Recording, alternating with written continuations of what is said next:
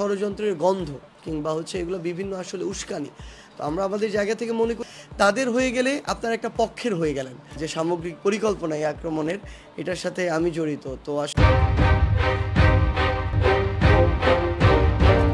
গতকালকে আসলে আমি আমার জায়গা থেকে আমাদের চিটাগংয়ে প্রোগ্রাম ছিল, এই প্রোগ্রামটা আয়োজন করেছিল ইসলামী আন্দোলন বাংলাদেশ। আমরা সকালেই সেখানে গিয়েছিলাম, সকল রাজনৈতিক দলেরই সেখানে প্রতিনিধি ছিল এবং এই বিপ্লবের যারা বৈষম্যবিরোধী ছাত্র আন্দোলন এবং জাতীয় নাগরিক কমিটি তাদেরও প্রতিনিধি ছিল।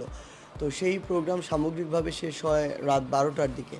তো তখন হঠাৎ করে সোশ্যাল মিডিয়াতে এসে দেখতে পাই যে আমাদের রাজপথের সহযোদ্ধা যারা আমরা আসলে কাঁধে কাঁধ মিলিয়ে আমরা 18 কোটা সংস্কার আন্দোলনেও ছিলাম, আমরা এই অভ্যুত্থানেও ছিলাম, আমাদের ভাইয়ের উপরে এই একটা অনাকাঙ্ক্ষিত এবং অপ্রত্যাশিত এরকম একটা আক্রমণ হয়েছে। এবং এই বিপ্লব পরবর্তী সময়ে যদি আমাদের কোনো একজন বিপ্লবী ভাইকে রক্তাক্ত হতে দেখা যায়, এর চেয়ে কষ্টকর আর কিছু হতে পারে না আর কি। আমার মনে হচ্ছে যাই হোক, সবার সব কিছু পাত্তা দেওয়ার প্রয়োজন নেই, খুব স্বাভাবিকভাবেই যদি এটা ভালোভাবে তদন্ত করা হয়, কিভাবে এটা হলো, কারা এটার সাথে যুক্ত, সেই সত্যটা বেরিয়ে আসবে এবং আমরা চাই বেরিয়ে আসুক।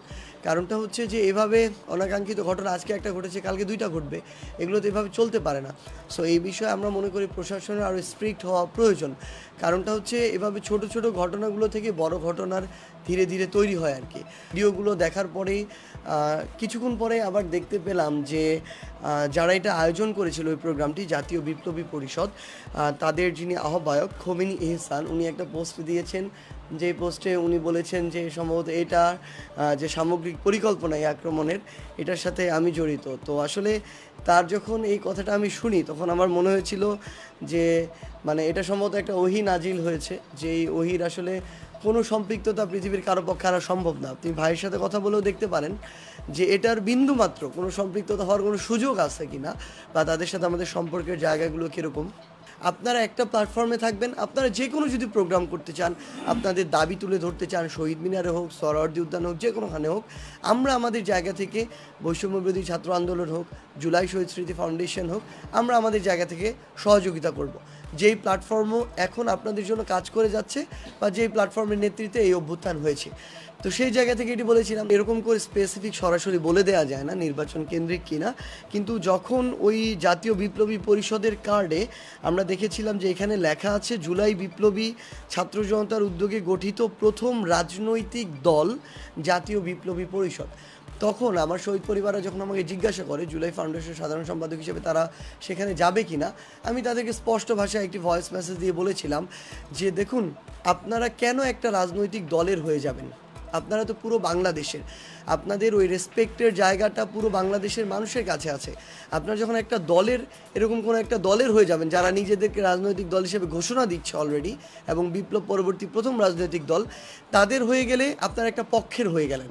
বাকি রাজনৈতিক দলগুলো তখন তাদের জায়গা থেকে মনে করবে যে আপনারা তাদের প্রতিপক্ষ হয়ে যাচ্ছেন। সো আমরা এই আহত যোদ্ধা এবং শহীদ পরিবারের মধ্যে এই বিভাজন চাই না। আমার মনে হয় কি, একটা এরকম একটা প্ল্যাটফর্ম যারা তৈরি করেছেন, তার যারা নিজেদেরকে রাজনৈতিক দল দাবি করছেন, তাদের আহ্বায়ক যদি এরকম অবিবেচনা প্রসূত এবং যেখানে বিন্দুমাত্র কোনো সেন্স ক্রিয়েট করেন এরকম কথা বলে, আমাদের মনে হয় যে এগুলো আসলে ষড়যন্ত্রের গন্ধ কিংবা এগুলো বিভিন্ন আসলে উস্কানি। তো আমরা আমাদের জায়গা থেকে মনে করি যে এই ঘটনাটা একটা সুষ্ঠু তদন্ত হওয়া উচিত। আজকে আমাদের ফারুক ভাইয়ের সাথে হয়েছে, কালকে আমাদের সাথে হবে, অন্য কারোর সাথে হবে। এগুলো বন্ধ হওয়া প্রয়োজন এবং এগুলোর বিচার হওয়া প্রয়োজন। এবং আমরা আমাদের জায়গা থেকে আমাদের ভাইয়ের, স্পেশালি আমাদের এই অভ্যুত্থানের একজন গুরুত্বপূর্ণ সহযোদ্ধার সুস্থতা কামনা করি। আমরা বিশ্বাস করি আমরা যদি ইউনাইটেড থাকি তাহলে আগামীতে এরকম যে কোনো অনাকাঙ্ক্ষিত ঘটনা আমরা প্রতিরোধ করতে পারবো।